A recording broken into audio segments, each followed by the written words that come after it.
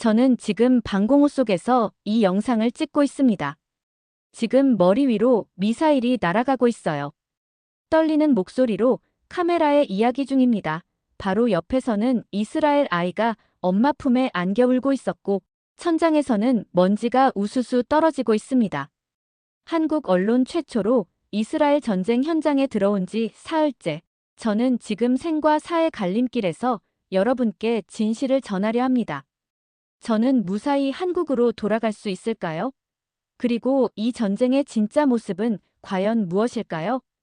국경을 넘을 때 총을 든 군인들이 저를 에워쌌던 그 순간 텔아비브 한복판에서 800kg 탄도 미사일이 떨어지는 것을 목격했던 그 충격, 방공호에서 만난 8살 소녀가 그려준 전쟁 그림의 의미.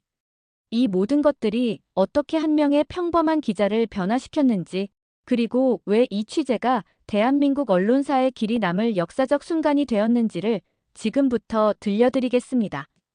이야기를 듣기 전에 1초면 누를 수 있는 구독과 좋아요 꼭 부탁드립니다. 안녕하세요. 저는 MBC 파리 특파원 김태연입니다. 새벽 3시 뉴스 속보가 전 세계를 뒤흔들었습니다. 이스라엘이 이란을 기습 침공하며 중동의 화약고에 불이 붙은 것입니다. 저는 그 순간 심장이 뛰는 것을 느꼈어요. 마치 온몸에 혈관을 타고 전기가 흐르는 것 같았거든요. 20년 언론인 생활에서 이런 역사적 순간을 놓칠 수는 없었죠.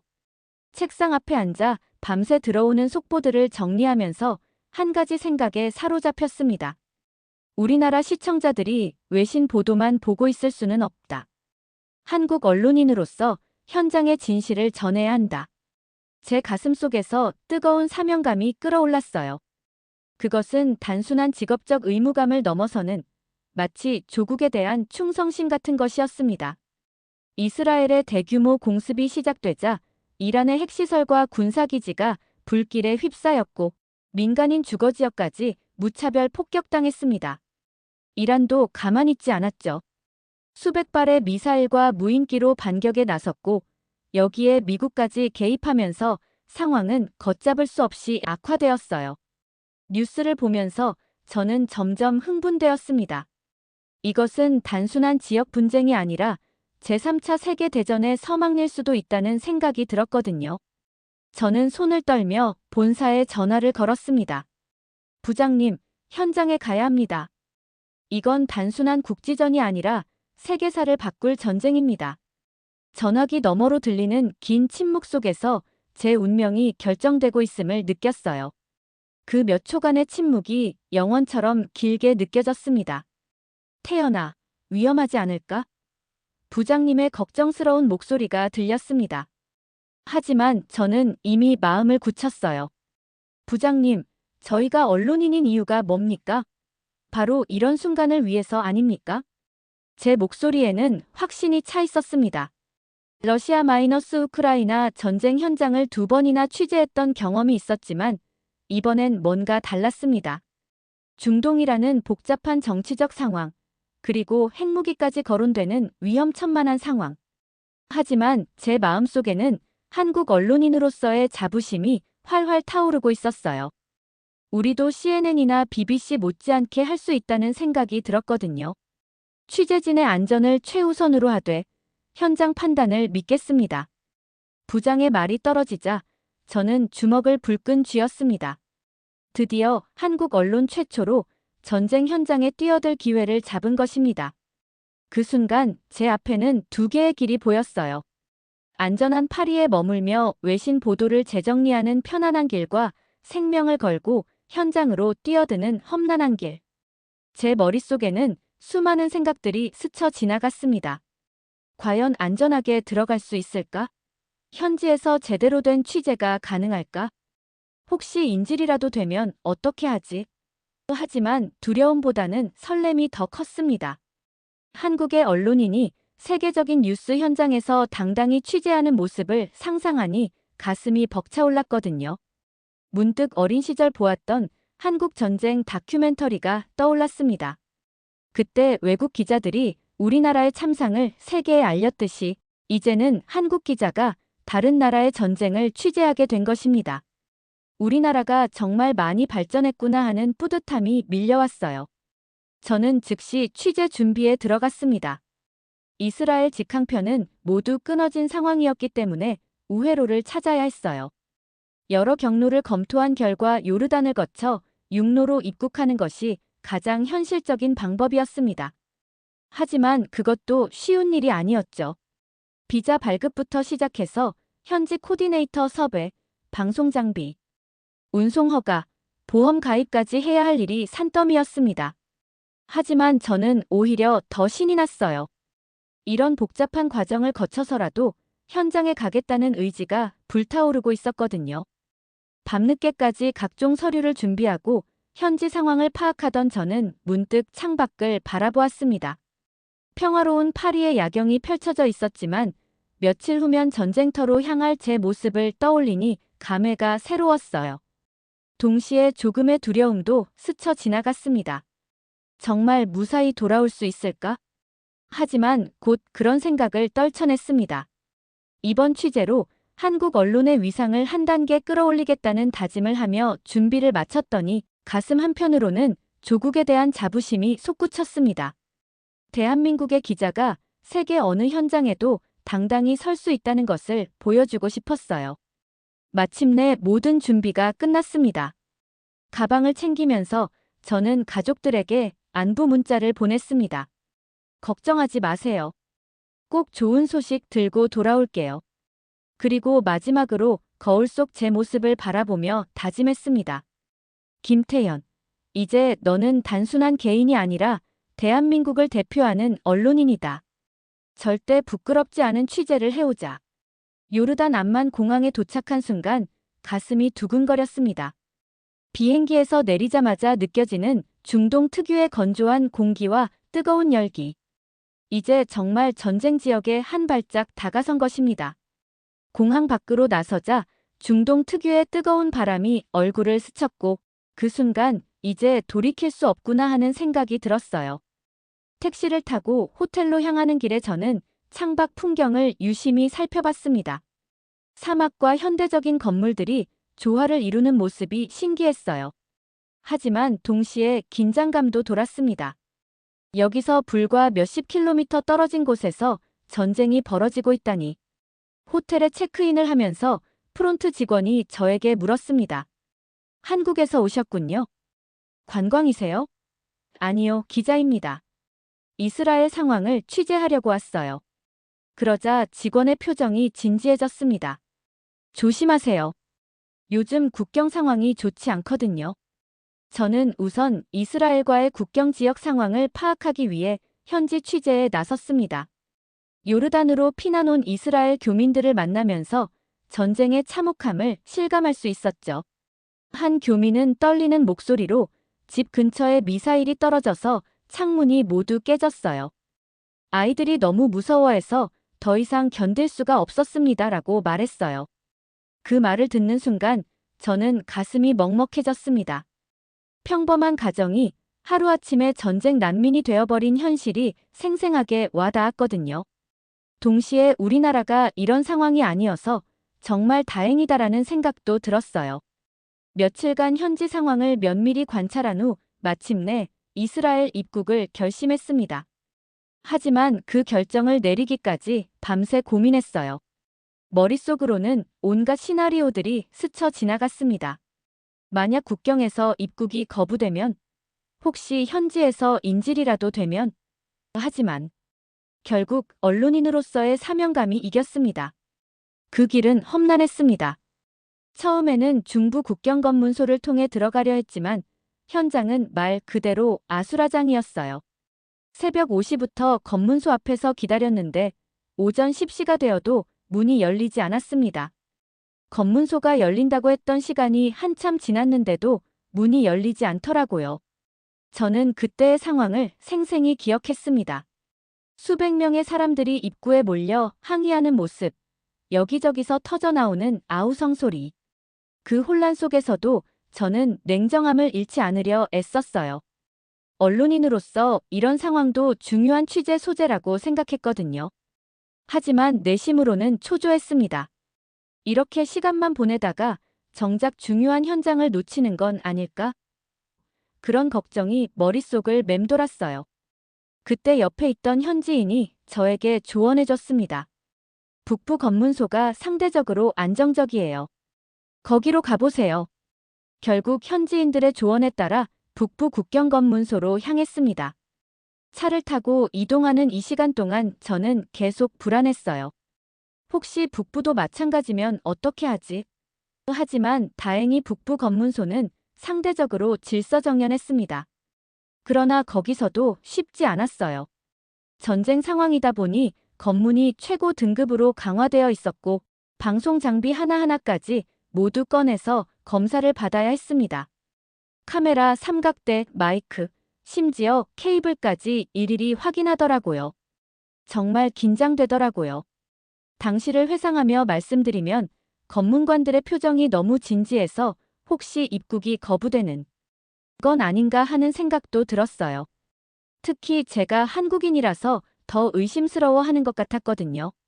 하지만 한국 언론인으로서 여기서 포기할 수는 없었습니다. 검문 과정에서 재미있는 일도 있었어요. 한 검문관이 제 여권을 보더니 코리아? 라고 물었습니다. 사우스 코리아라고 대답하자 갑자기 얼굴이 밝아지면서 K-팝 이라고 외치더라고요. 그 순간 긴장이 확 풀렸어요. 역시 한류의 위력이구나 하는 생각이 들었습니다. 국경을 통과하는 사람들의 모습도 인상적이었습니다. 미사일 공습을 피해 요르단으로 넘어오는 사람들도 있었지만 반대로 이스라엘로 들어가는 사람들도 많았어요. 항공편이 모두 중단된 상황에서 해외에 있던 이스라엘인들과 팔레스타인인들이 가족에게 돌아가기 위해 위험을 무릅쓰고 육로를 이용하고 있었던 것입니다. 저는 그들을 보며 가슴이 뭉클했습니다. 전쟁 중에도 가족을 향한 마음만큼은 변하지 않는구나. 인간의 본성이란 게 참 대단하다고 생각했어요. 동시에 한국인으로서 이런 전쟁 상황을 겪지 않는 것이 얼마나 다행인지도 새삼 느꼈죠.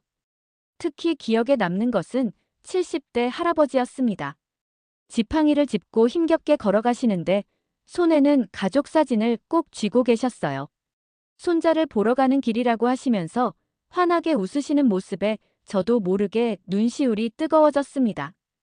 드디어 검문을 통과하고 이스라엘 땅을 밟았습니다. 그 순간의 감정은 말로 표현하기 어려웠어요. 설렘과 긴장, 그리고 사명감이 뒤섞인 복잡한 기분이었거든요. 드디어 한국 언론 최초로 전쟁 현장에 들어왔다는 자부심이 가슴을 가득 채웠습니다. 입국장을 나서자마자 현지 공기가 달랐어요. 뭔가 긴장감이 감도는 전쟁 중인 나라의 분위기였습니다. 사람들의 표정도 평소보다 굳어 있었고 경찰이나 군인들의 모습도 자주 보였어요. 영상 담당 취재진과 현지 코디네이터까지 총 3명으로 이뤄진 팀이 이제 본격적인 현장 취재에 나설 시간이었습니다. 저는 동료들을 바라보며 말했습니다. 우리가 지금 역사의 현장에 서 있습니다. 한국 언론의 위상을 보여줄 때예요.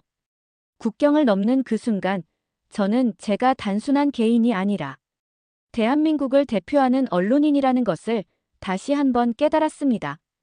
어깨가 무거워지면서도 동시에 가슴이 뿌듯했어요. 한국의 언론인도 세계 어디든 갈 수 있고 어떤 현장이든 취재할 수 있다는 것을 보여주고 싶었습니다. 렌터카를 빌려 예루살렘으로 향하는 길에 저는 창밖을 바라보며 생각했습니다. 이제부터가 진짜 시작이다. 한국 시청자들이 기다리고 있는 진실을 찾아보자. 그렇게 저는 전쟁의 한복판으로 발걸음을 옮겼습니다. 이스라엘에 발을 들여놓은 제 첫 목적지는 텔아비브였습니다. 미사일 피격 피해가 가장 심했던 곳이었거든요. 차를 타고 이동하면서 내비게이션 화면을 보고 깜짝 놀랐어요. 도로 곳곳이 빨간색으로 표시되어 통제되고 있었는데 모두 미사일이나 미사일 파편이 떨어진 현장들이었습니다. 이게 전쟁의 현실이구나. 창밖 풍경을 바라보며 생각했습니다. 멀리서 보면 평범해 보이는 도시였지만 자세히 보니 곳곳에 전쟁의 흔적들이 남아 있었어요. 깨진 유리창, 파손된 건물들, 그리고 긴장한 표정의 시민들. 평상시라면 활기찬 거리였을 텐데 지금은 어딘지 모르게 을씨년스러운 분위기가 감돌았습니다. 첫 번째 취재 현장에 도착했을 때 가슴이 먹먹해졌습니다. 불과 몇 시간 전에 미사일이 떨어진 곳이었는데 아직도 연기가 피어오르고 있었거든요. 철조망으로 둘러싸인 현장 주변에는 이미 10여 개의 언론사들이 몰려 있었어요. 한국 언론도 이제 이런 현장에 당당히 설 수 있구나. 마음속으로 뿌듯함을 느꼈습니다. 서구 언론들 사이에서 한국어로 리포트하는 제 모습이 새삼 자랑스러웠거든요. BBC, CNN 기자들과 나란히 서서 취재하고 있으니 감회가 남달랐어요. 하지만 그 뿌듯함도 잠시, 취재를 시작한 지 얼마 되지 않아 휴대폰에 경고 문자가 왔습니다. 이스라엘을 향해 미사일이 날아오고 있으니 가까운 방공호 주변으로 서둘러 이동하라는 내용이었어요. 그 순간 심장이 쿵 내려앉는 것 같았습니다. 곧이어 사이렌이 울리기 시작했죠. 빨리 방공호로. 현지 코디네이터가 소리쳤습니다. 저는 카메라를 들고 뛰면서도 이 순간까지 놓칠 수 없다는 생각에 계속 촬영을 했어요. 한국 시청자들이 이런 생생한 현장을 봐야 한다고 생각했거든요. 하지만 내심으로는 무서웠습니다. 정말 미사일이 떨어지면 어떻게 하지? 방공호로 뛰어가는 길에 70세 정도 되어 보이는 할머니가 넘어졌어요. 저는 잠시 망설였습니다. 카메라를 버릴까? 할머니를 도울까? 결국 카메라를 바닥에 내려놓고 할머니를 부축해서 방공호까지 모셨습니다. 그때 할머니가 제 손을 꼭 잡으며 고맙다고 말씀하시는데 그 따뜻함이 지금도 생생해요. 방공호 안에는 이미 수십 명의 시민들이 피해 있었습니다. 어린아이부터 노인까지 모두가 불안한 표정으로 천장을 올려다보고 있었죠. 저는 그들의 허락을 받고 인터뷰를 시작했어요. 하지만 말문이 쉽게 떨어지지 않았습니다. 이런 극한 상황에서 뭘 물어봐야 할지 순간 혼란스러웠거든요. 한 예루살렘 주민이 이런 상황이 계속 이어지다 보니 힘들고 지친다고 말했습니다. 그의 목소리에는 전쟁에 지친 깊은 피로감이 묻어났어요. 또 다른 시민은 매일 이런 식으로 살아야 하는 게 정상인가요? 라며 한숨을 쉬었습니다. 그 한숨 소리가 유독 길게 느껴졌어요. 특히 인상 깊었던 것은 8살 정도 되어 보이는 소녀였습니다. 그 아이가 제게 그림을 그려주었는데 하늘에서 미사일이 떨어지고 사람들이 방공호로 뛰어가는 그림이었어요. 아저씨, 우리나라는 왜 이렇게 무서운 곳이 됐을까요? 라고 묻는데 저는 할 말을 잃었습니다. 더 충격적인 것은 그 아이 엄마가 한 말이었어요. 이 아이는 평화로운 하늘을 본 적이 없어요. 태어날 때부터 이런 상황이었거든요. 그 말을 듣는 순간 가슴이 미어지는 것 같았습니다. 전쟁이 한 아이의 일상을 어떻게 바꿔놓았는지 생생하게 느낄 수 있었거든요. 경보가 해제되자 사람들은 오늘도 무사히 넘겼다며 긴 안도의 한숨을 내쉬었습니다. 그들의 표정에서 전쟁의 일상화된 공포를 읽을 수 있었죠. 뉴스나 SNS에는 곧 미사일이 어디에 떨어져 어떤 피해가 발생했다는 소식들이 올라오기 시작했어요. 방공호를 나와 다시 취재를 재개했습니다. 이번에는 미사일이 직격한 아파트 단지를 찾아갔어요. 현장은 말로 표현하기 어려울 정도로 참혹했습니다. 5층 건물이 완전히 무너져 있었고 잔해 속에서는 아직도 먼지가 피어오르고 있었어요. 구조대원들이 잔해를 치우며 생존자를 찾고 있었는데 그들의 절망적인 표정이 인상적이었습니다. 여기 살던 가족들을 모두 알고 있어요. 한 구조대원이 저에게 말했어요. 어제까지도 아이들이 뛰어놀던 곳인데. 그의 목소리가 떨리고 있었습니다. 그때 갑자기 또 다른 공습 경보가 울렸어요. 또야. 구조대원들이 한숨을 쉬며 작업을 중단했습니다. 저도 다시 근처 방공호로 뛰어가야 했어요. 이렇게 하루에도 몇 번씩 공습 경보가 울리니 정상적인 생활이 불가능했습니다. 두 번째 방공호에서는 다른 분위기였어요. 사람들이 이미 익숙해진 듯 담담했습니다. 어떤 할아버지는 신문을 읽고 있었고 젊은 엄마는 아이에게 책을 읽어주고 있었어요. 이제 일상이 된 거죠. 한 시민이 쓴웃음을 지으며 말했습니다. 경보가 해제된 후 다시 나와서 취재를 계속했습니다. 이번에는 병원을 찾아갔어요. 응급실은 부상자들로 가득했습니다. 의료진들이 바쁘게 움직이고 있었고, 복도에는 가족들이 걱정스러운 표정으로 기다리고 있었죠. 매일 이런 환자들이 실려와요. 한 간호사가 지친 목소리로 말했습니다. 미사일 파편에 맞은 사람, 대피하다가 넘어진 사람, 쇼크로 쓰러진 사람들까지. 끝이 없어요. 그녀의 눈에는 깊은 피로가 서려 있었어요. 특히 기억에 남는 환자는 30대 남성이었습니다. 미사일 파편에 다리를 다쳤는데도 빨리 나아서 가족을 지켜야 한다고 말하더라고요. 그 의지력이 정말 대단했습니다. 전쟁이 무서우세요? 라고 물었더니 무섭지만 포기할 수는 없어요. 이게 우리 땅이거든요 라고 대답했어요. 하루 종일 취재하면서 저는 점점 감정이 복잡해졌습니다. 한편으로는 이들의 고통에 가슴이 아팠고 다른 한편으로는 굴복하지 않는 의지에 감동받았어요. 그리고 무엇보다 한국이 이런 상황이 아니라는 것에 감사함을 느꼈습니다.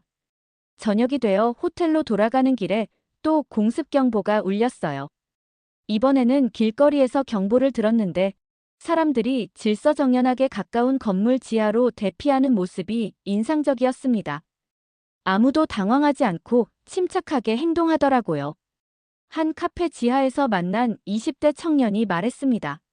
처음에는 무서웠는데 이제는 익숙해졌어요.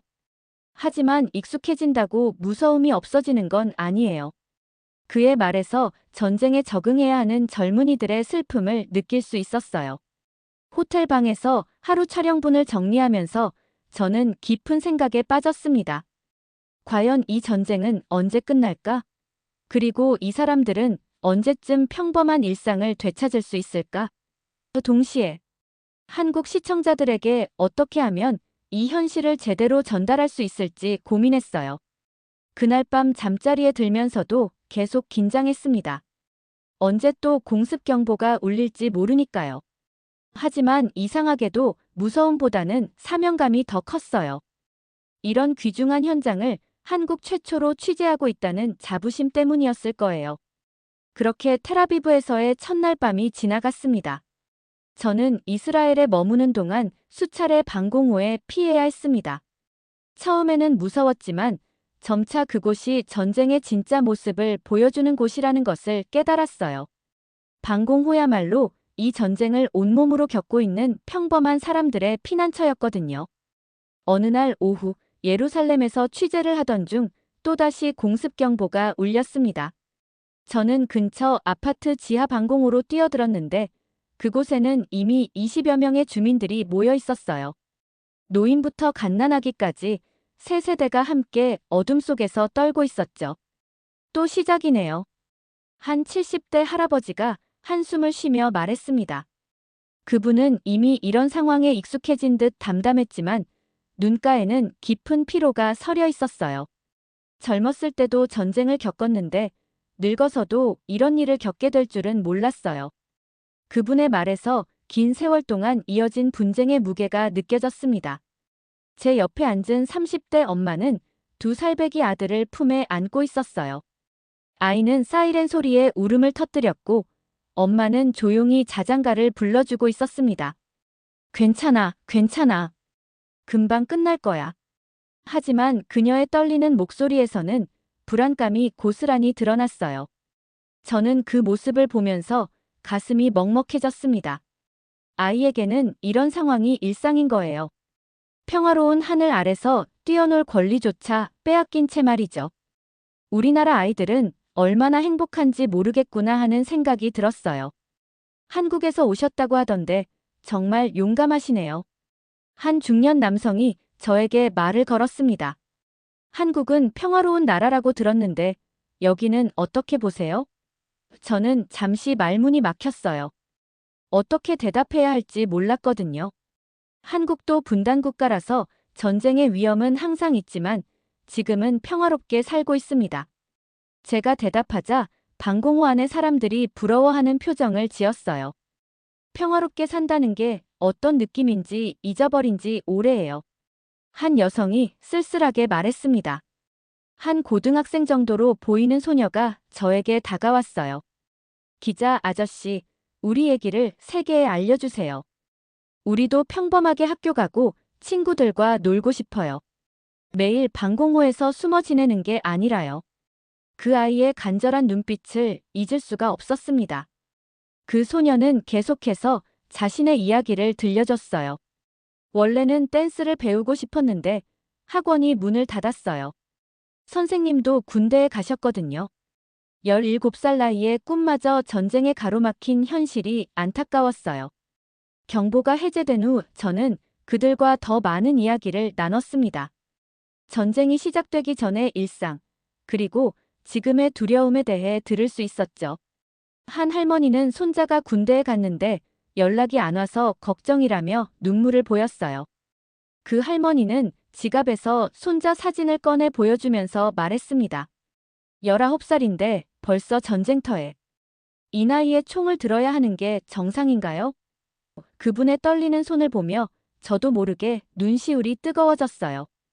또 다른 방공호에서는 더욱 인상적인 장면을 목격했습니다. 유대인과 아랍인이 함께 피해 있었던 것입니다. 평소에는 서로 다른 지역에 살며 교류가 없었던 그들이 생명의 위험 앞에서는 하나가 되어 있었어요. 전쟁은 우리 모두에게 똑같이 무섭습니다. 한 아랍계 주민이 말했습니다. 미사일은 유대인인지 아랍인인지 가리지 않고 떨어지거든요. 그의 말에 방공고 안의 모든 사람들이 고개를 끄덕였어요. 저는 그 순간 전쟁의 가장 비극적인 면을 보았습니다. 정치와 종교, 민족의 차이를 뛰어넘어 모든 사람들이 똑같이 두려워하고 있다는 것 말이에요. 그들 모두가 원하는 것은 단 하나, 평화였습니다. 한 아랍계 여성이 유대인 아이에게 물을 나눠주는 모습도 봤어요. 아이들은 죄가 없어요. 그녀가 말했습니다. 어른들이 만든 전쟁 때문에 아이들이 고생하는 게 가장 안타까워요. 그 순간 종족과 종교를 뛰어넘는 모성애를 느낄 수 있었습니다. 우리 아이들이 이런 세상에서 자라는 게 가슴 아파요. 한 아버지가 말했어요. 제가 어렸을 때도 전쟁이 있었고 지금 제 아이도 전쟁을 겪고 있어요. 언제까지 이런 악순환이 계속될까요? 그의 절망적인 목소리가 방공고 안에 울려 퍼졌습니다. 특히 기억에 남는 것은 12살 소년의 이야기였어요. 저는 전쟁이 끝나면 농부가 되고 싶어요. 그 아이가 말했습니다. 총 대신 괭이를 들고 폭탄 대신 씨앗을 심고 싶어요. 어린 나이에 그런 생각을 한다는 게 놀라웠어요. 한 대학생은 공부를 계속하고 싶은데 대학교가 휴교했어요 라고 말했습니다. 언제 다시 수업을 들을 수 있을지 모르겠어요. 이렇게 시간만 보내다가 제 꿈도 사라질까봐 걱정돼요.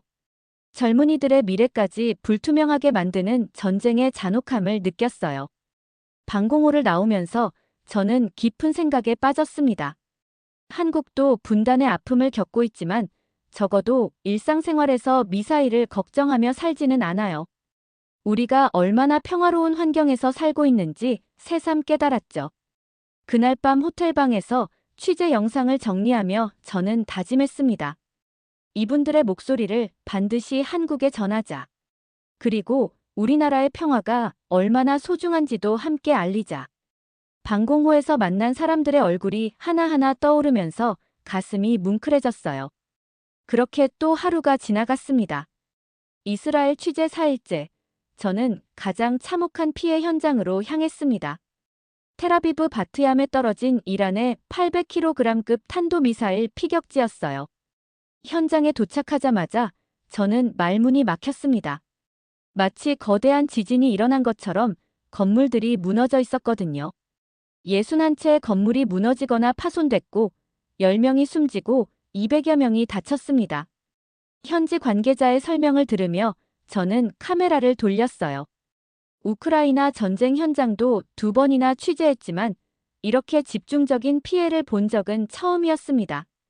현장은 정말 말로 표현하기 힘들 정도였어요.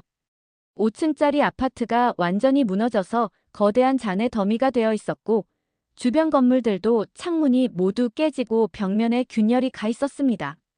도로에는 미사일 파편들이 흩어져 있었고, 곳곳에 핏자국까지 보였어요. 그런데 놀라운 것은 이런 절망적인 상황에서도 사람들이 서로를 도우며 희망을 잃지 않고 있다는 것이었습니다. 구조 작업이 진행되는 동안 동네 주민들이 자발적으로 나와서 물과 음식을 나눠주고 있었거든요. 우리 모두 한 가족이에요. 한 주민이 저에게 말했습니다. 누구 집이 무너졌든 상관없어요. 모두가 우리 가족이거든요. 그의 말에서 이스라엘 사람들의 강한 공동체 의식을 느낄 수 있었어요. 이런 위기 상황에서 더욱 단결하는 모습이 인상적이었습니다. 특히 감동적이었던 것은 70세 할머니 레베카의 이야기였어요.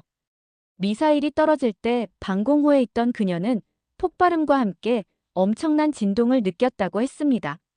방공호 안에서도 몸이 붕 떠오르는 것 같았어요. 정말 세상이 끝나는 줄 알았습니다. 하지만 레베카 할머니가 방공호에서 나와 첫 번째로 한 일은 이웃들의 안부를 확인하는 것이었어요. 내가 살았으니 다른 사람들도 살았을 거라고 생각했어요. 그래서 집집마다 돌아다니며 안부를 물어봤죠. 70세의 고령에도 불구하고 다른 사람을 먼저 걱정하는 마음이 정말 대단했습니다. 구조 작업 현장에서 저는 또 다른 감동적인 장면을 목격했어요. 잔해 속에서 가족 사진을 찾아내는 구조대원들의 모습이었습니다. 그들은 생존자 수색뿐만 아니라 사람들의 소중한 추억까지 구해내려 노력하고 있었거든요. 이 사진 한 장이 누군가에게는 유일한 가족의 기억일 수 있어요. 한 구조대원이 먼지투성이 사진을 조심스럽게 털어내며 말했습니다. 우리는 생명을 구하는 것뿐만 아니라 사람들의 마음도 구하려고 합니다. 그의 말에서 진정한 휴머니즘을 느낄 수 있었어요. 그때 갑자기 여기 사람 있어요. 라는 외침이 들렸습니다. 구조대원들이 잔해 깊숙한 곳에서 생존자를 발견한 것이었어요. 미사일이 떨어진 지 72시간이 지난 시점이었는데 기적적으로 살아있는 사람이 발견된 거였습니다. 저는 카메라를 들고 현장으로 뛰어갔어요. 구조대원들이 조심스럽게 잔해를 치우면서 생존자를 구해내는 모습을 지켜봤습니다. 그 순간 주변에 있던 모든 사람들이 숨을 죽이고 지켜보고 있었어요. 드디어 구조된 사람은 50대 남성이었습니다. 의식은 있었지만 다리에 부상을 입은 상태였어요. 구급차에 실려가면서도 그는 가족들은 괜찮나요? 라고 물었습니다. 자신의 안위보다 가족을 먼저 걱정하는 모습에 모든 사람들이 감동했어요. 가장 인상적이었던 것은 12살 소년 다니엘의 이야기였습니다. 미사일 공격으로 집이 무너졌지만 가족 모두 무사했던 다니엘은 구조 현장에서 자원봉사를 하고 있었어요. 어른들이 힘든 일을 하는데 나도 도와야죠. 다니엘은 구조대원들에게 물을 나눠주고 부상자들을 위로하는 일을 했습니다. 무서우니까 더 도와야 해요. 무서워서 숨어만 있으면 더 무서워지거든요. 12살 아이의 입에서 나온 말이라고는 믿기지 않을 정도로 성숙했어요. 다니엘아, 무섭지 않니? 제가 물었더니 무서워요. 하지만 도우면 조금 덜 무서워져요라고 대답하더라고요. 그 순간 저는 이 아이에게서 진정한 용기란 무엇인지 배웠습니다. 두려움을 이겨내는 것이 아니라 두려움 속에서도 선한 일을 하는 것이 용기라는 것을 말이에요. 현지 랍비는 저에게 이렇게 말했습니다. 우리 민족은 오랜 역사 동안 시련을 겪어왔습니다. 하지만 그때마다 서로 도우며 이겨냈어요. 이번에도 마찬가지입니다. 그의 말에서 굴복하지 않는 의지를 느낄 수 있었어요. 병원에서 만난 부상자들도 놀라웠습니다. 다리를 다친 40대 남성은 빨리 나아서 다시 일하고 싶다고 말했고, 화상을 입은 20대 여성은 살아있는 것만으로도 감사하다며 미소를 지었어요. 이런 극한 상황에서도 희망을 잃지 않는 모습이 정말 대단했습니다. 특히 기억에 남는 것은 응급실에서 만난 간호사 사라의 말이었어요. 저희는 전쟁 중에도 생명을 살리는 일을 멈출 수 없어요. 이것이 우리의 사명이거든요. 그녀는 36시간 연속으로 근무하면서도 지친 기색 없이 환자들을 돌보고 있었습니다. 사라는 계속해서 말했어요. 힘들긴 하지만 환자들이 회복되는 모습을 보면 보람을 느껴요. 전쟁이 생명을 빼앗아 간다면 우리는 생명을 되살려야죠. 그녀의 말에서 의료진으로서의 강한 사명감을 느낄 수 있었습니다. 또 다른 감동적인 장면은 자원봉사자들의 모습이었어요. 대학생부터 은퇴한 어르신들까지 나이와 직업을 불문하고 많은 사람들이 구호 활동에 참여하고 있었습니다. 우리가 도우지 않으면 누가 도울 건가요? 한 자원봉사자가 말했어요. 한 카페 사장은 무료로 커피와 샌드위치를 나눠주고 있었어요. 장사는 나중에 해도 되지만 지금은 이웃을 도와야 할 때죠. 그의 말에서 진정한 이웃사랑을 느낄 수 있었습니다. 폐허가 된 바트얌을 떠나며 저는 깊은 감동을 받았습니다. 절망적인 상황에서도 굴복하지 않고 서로를 돌보는 사람들의 모습에서 진정한 인간의 위대함을 보았거든요. 이것이 바로 한국인이 가진 정신력과 닮아 있다는 생각이 들었어요. 그날 밤 호텔에서 영상을 편집하며 저는 확신했습니다. 이런 모습들을 한국 시청자들이 꼭 봐야 한다. 우리도 어려운 상황에서 이렇게 서로 도우며 살아가고 있지 않은가. 바트얌에서 본 희망의 불꽃이 제 마음속에서도 활활 타오르고 있었습니다. 이스라엘에서의 마지막 밤이었습니다. 트럼프 대통령의 휴전 제안을 양국이 받아들이면서 12일간의 전쟁이 일단락되는 순간이었죠. 저는 호텔방에서 지난 나흘간의 취재 영상들을 다시 살펴보며 감회에 젖었어요. 정말 많은 일이 있었구나. 처음 국경을 넘던 긴장감, 첫 공습 경보를 들었을 때의 두려움, 방공호에서 만난 사람들의 절실한 목소리, 그리고 폐허 속에서 발견한 희망까지. 모든 것이 생생하게 떠올랐습니다. 마치 꿈 같은 시간이었어요. 가방을 정리하면서 저는 이상한 감정에 휩싸였어요. 빨리 안전한 곳으로 돌아가고 싶은 마음과 동시에 이곳을 떠나기 아쉬운 마음이 공존했습니다. 이런 복잡한 감정을 어떻게 설명해야 할까요? 위험했지만 의미 있는 시간이었거든요. 다음 날 아침, 공항으로 향하는 길에서 저는 현직 코디네이터 아론과 마지막 대화를 나눴습니다. 김 기자님, 정말 용감했어요. 많은 외국 기자들이 왔지만 한국 기자는 처음이었거든요. 그의 말에 가슴이 뿌듯해졌어요. 한국 언론인으로서 이런 인정을 받는다는 게 얼마나 자랑스러운지 모르겠더라고요. 한국도 분단 국가라서 전쟁의 아픔을 잘 알아요. 그래서 더욱 여러분의 마음을 이해할 수 있었던 것 같습니다. 제가 대답하자 아론이 고개를 끄덕였습니다. 한국과 이스라엘 모두 작지만 강한 나라죠. 어려움을 이겨내는 힘도 닮아 있고요. 아론은 계속해서 말했어요. 처음에는 한국 기자가 온다고 해서 걱정했어요. 아시아에서 온 기자가 중동 상황을 제대로 이해할 수 있을까 하고요. 하지만 김 기자님을 보니 그런 걱정이 기우였네요. 그의 말에서 한국에 대한 인식이 바뀌었다는 것을 느낄 수 있었어요. 공항에서 출국 수속을 밟으며 저는 지난 며칠간 만났던 사람들을 떠올렸습니다. 방공호에서 만난 레베카 할머니, 구조 현장에서 봉사하던 12살 다니엘, 36시간 연속 근무하던 간호사 사라. 모두가 각자의 자리에서 최선을 다하며 살아가고 있었어요. 출국장에서 우연히 만난 이스라엘 청년이 저에게 말했습니다. 한국 기자님이죠? 뉴스에서 봤어요. 정말 고마워요. 우리 이야기를 세계에 알려주셔서요. 그 청년의 진심 어린 감사 인사에 저도 모르게 눈물이 핑 돌았어요. 비행기가 이륙하면서 창밖으로 이스라엘 땅이 점점 멀어져 갔습니다. 그 순간 눈물이 핑 돌았어요. 무사히 돌아간다는 안도감도 있었지만 그보다는 그곳에서 만난 사람들에 대한 존경심 때문이었습니다. 그리고 한국 언론인으로서 이런 역사적 현장을 취재했다는 자부심도 컸고요. 정말 대단한 사람들이었어. 저는 속으로 생각했습니다. 전쟁이라는 극한 상황에서도 굴복하지 않고 서로를 도우며 희망을 잃지 않는 모습이. 그리고 그런 모습이 우리 한국인들의 정신과 얼마나 닮아 있는지도 깨달았어요. 비행기 안에서 옆자리에 앉은 독일 기자와 대화를 나눴습니다. 한국 기자시군요. 이번 전쟁 취재하러 오셨나요?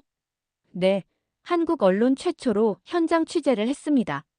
제가 대답하자 그는 놀라며 정말 대단하네요. 한국 언론의 국제적 위상이 많이 높아졌군요라고 말했어요. 요르단을 거쳐 파리로 돌아가는 긴 여행 동안 저는 이번 취재의 의미를 곱씹어봤습니다. 단순히 전쟁 현장을 취재한 것이 아니라 극한 상황에서 드러나는 인간의 위대함을 목격한 것이었어요. 그리고 한국 언론인으로서 세계 무대에서 당당히 활동할 수 있다는 것을 증명한 시간이기도 했습니다. 파리 공항에 도착했을 때 가장 먼저 든 생각은 빨리 한국 시청자들에게 이 이야기를 전하고 싶다는 것이었어요. 전쟁의 참혹함도 중요하지만 그 속에서 피어나는 인간의 희망과 연대감을 보여주고 싶었거든요. 본사에 첫 보고를 하면서 저는 이렇게 말했습니다. 이번 취재는 단순한 전쟁 보도가 아니었습니다. 인간이 얼마나 위대한 존재인지를 확인하는 여행이었어요. 그리고 한국 언론도 세계 어느 현장에서든 당당히 활동할 수 있다는 것을 보여준 의미 있는 시간이었습니다. 부장님도 제 말에 깊이 공감해 주셨어요. 부장님은 수고 많았다. 정말 자랑스럽다며 제 어깨를 두드려 주셨어요. 이번 취재로 우리 방송사뿐만 아니라 한국 언론 전체의 위상이 높아졌어. 그 말을 듣는 순간 그동안의 피로가 싹 사라지는 것 같았습니다. 며칠 후 방송된 특집 다큐멘터리를 보며 저는 가슴이 벅찼어요. 한국 시청자들이 댓글로 감동받았다. 한국 언론의 위상을 높여줘서 고맙다. 우리나라가 평화로운 게 얼마나 소중한지 깨달았다고 써주시는 것을 보니 뿌듯했습니다. 특히 한 시청자의 댓글이 기억에 남았어요. 이제 한국 언론도 세계 어디든 가서 진실을 전할 수 있다는 것을 보여줬네요. 정말 자랑스럽습니다. 바로 제가 이번 취재를 통해 이루고 싶었던 것이었습니다. 또 다른 댓글에는 김태현 기자님 덕분에 이스라엘 상황을 생생하게 알 수 있었어요.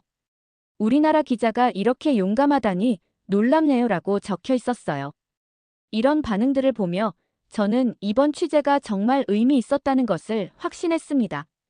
동료 기자들도 축하해 주었어요. 태연이 형, 정말 대단해요. 한국 언론 최초라니. 하지만 저는 개인의 성취보다는 한국 언론 전체의 발전에 기여했다는 것이 더 의미 있었습니다. 개인의 영광보다는 조국의 위상이 더 중요했거든요. 이번 취재를 통해 저는 몇 가지 확신을 갖게 되었습니다. 첫째, 한국 언론인도 세계 어느 현장에서든 당당히 활동할 수 있다는 것. 둘째, 위험한 현장일수록 더 정확하고 인간적인 보도가 필요하다는 것. 셋째, 전쟁보다 평화가 얼마나 소중한지 깨닫게 해주는 것이 언론의 역할이라는 것이었어요. 몇 주 후 국제기자클럽에서 강연을 요청받았습니다. 이스라엘-이란 전쟁 현장에서 본 진실이라는 주제로 말이에요. 강연장에는 국내외 기자들이 가득 찼고 많은 질문들이 쏟아졌습니다. 그 순간 저는 정말 뿌듯했어요. 한국 기자가 이런 자리에서 당당히 경험을 나누고 있다는 것이 말이에요. 한 외국 기자가 한국 언론의 국제적 역량을 보여준 사례라고 평가해 주었어요. 또 다른 기자는 아시아 언론인의 새로운 가능성을 제시했다고 말했습니다. 이런 평가들을 들으며 저는 가슴이 벅차올랐어요. 지금도 이스라엘에서 만난 사람들의 얼굴이 생생하게 떠오릅니다. 그들의 용기와 희망이 제게 큰 교훈을 주었거든요. 특히 어려운 상황에서도 서로를 돌보는 모습에서 진정한 인간의 위대함을 배웠어요. 최근에는 이스라엘에서 만났던 몇 분과 이메일을 주고받고 있어요. 다니엘 소녀는 여전히 봉사활동을 하고 있고 간호사 사라는 평상시 근무로 돌아갔다고 합니다. 레베카 할머니는 한국 기자가 보내준 보도를 봤다며 감사 인사를 전해왔어요. 앞으로도 저는 이런 마음으로 취재에 임할 것입니다. 인간의 존엄성과 희망을 전하는 언론인으로 말이에요. 그리고 언제나 대한민국을 대표한다는 자부심을 갖고 세계 어느 현장에서든 당당히 활동하겠습니다. 이번 취재는 제 언론인 생활에서 가장 의미 있는 경험이었어요. 위험했지만 보람 있었고 힘들었지만 자랑스러웠습니다. 무엇보다 한국 언론인으로서 세계 무대에서 우리의 역량을 보여줄 수 있었던 소중한 시간이었죠. 그렇게 저의 이스라엘 전쟁 현장 취재는 끝났지만 그곳에서 얻은 교훈과 감동은 평생 제 마음속에 남을 것 같습니다. 한국 언론인으로서의 자부심과 함께 말이에요. 대한민국의 언론인도 세계 어디든 갈 수 있고 어떤 진실이든 밝혀낼 수 있다는 것을 몸소 증명한 뜻깊은 여정이었습니다. 긴 영상 시청해주셔서 감사합니다. 저희도 분단국가여서 전쟁의 아픔을 잘 알고 있지만 평화가 제일 좋다고 저는 생각합니다. 여러분의 의견도 자유롭게 남겨주세요. 감사합니다.